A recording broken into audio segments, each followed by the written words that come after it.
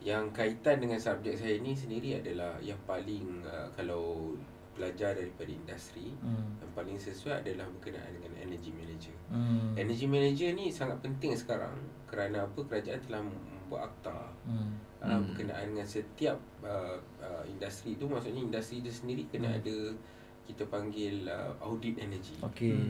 Jadi daripada subjek kita ni sendiri, pelajar akan tahu macam mana proses audit itu dijalankan.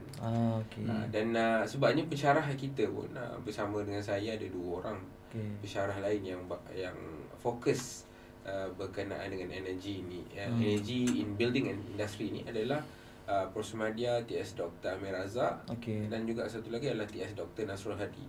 Both of them adalah energy manager.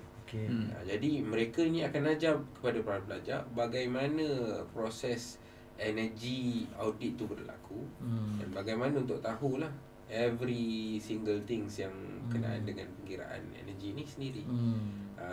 Saya sendiri fokus adalah berkenaan dengan hal energy governance, dan juga apa nama dia tu, energy in transportation.